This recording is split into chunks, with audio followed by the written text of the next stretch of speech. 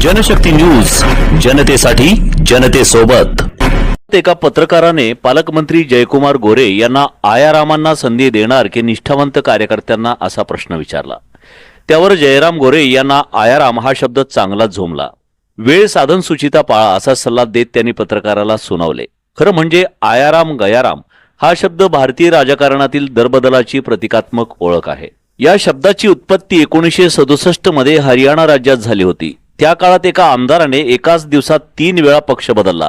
त्यामुळे आयाराम गयाराम असे वर्णन करत हा शब्द प्रथम हरियाणाच्या राजकीय वर्तुळात प्रसिद्ध झाला आणि नंतर संपूर्ण भारतात राजकीय अस्थिरतेचे प्रतीक बनला। 1970च्या दशकात इंदिरा गांधींच्या काळात दलबदलाच्या प्रकरणामुळे हा शब्द आणखी लोकप्रिय झाला। आजही हा शब्द राजकीय नेत्यांच्या विश्वासघाताची टीका करण्यासाठी वापरला जातो। या शब्दाची उत्पत्ती ही केवळ राजकीय इतिहासाची गोष्ट नसून लोकशाहीतील नैतिकतेच्या पतनाची साक्ष आहे। नेते पक्ष बदलतात पण त्यामागे वैयक्तिक हितसंबंध असतात हे राजकारणातील वास्तव आहे। ते एकत्र येतील आणि शरद पवार अजित पवारांचं परत महाविकास आघाडीतील असं संजय राऊत म्हणतात। संजय राऊतांना अलीकडे अनेक स्वप्न पडतात आणि त्यांनी पडलेली स्वप्न आहे ना ते आता खरी होताना कधी दिसत नाही आहेत। आता संजय राऊतांच्यावर किती विश्वास तुम्ही ठेवावा आता तुम्ही मिलियन ठेवावं। भाजप कुठेतरी घराणेशाहीला पूर्वीपासून जे आहे ते टीका करत आलं होतं की अनेक काँग्रेसच्या नेत्यांवरती भाजपने टीका केली, परंतु तीच घराणेशाही आज भाजपमध्ये दिसते।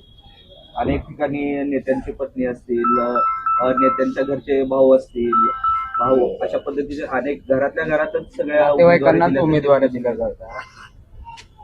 आता या संदर्भात तुम्हाला एक सांगेन की एखाद्या नेत्याचा नातेवाईक असला आणि तो जो पक्षाचा चांगला कार्यकर्ता असला, तो पक्षासाठी संघटनेसाठी वेळ देत असेल आणि काम करत असेल, अशा लोकांच्यासाठी आवश्यक त्याचा विचार केला पाहिजे। शेवटी कुणाचा तरी मुलगा आणि कुणाचा तरी भाऊ आहे म्हणून तो कार्यकर्ता आहे हे विसरून चालणार नाही।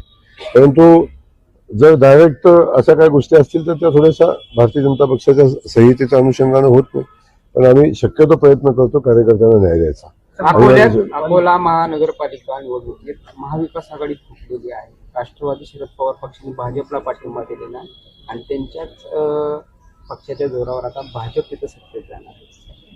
आता या संदर्भातली अधिकची माहिती मला नाही, माहिती घेऊन बोलतो।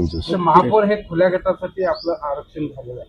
सोलापूरचं महापौर खुल्या गटासाठी असेल किंवा आता चर्चा सुरू झाली की आयारामांना पुन्हा महापौर संधी, एकनिष्ठ कार्यकर्त्याला संधी मिळेल का, काय विचार पक्ष करते या पातळीवर?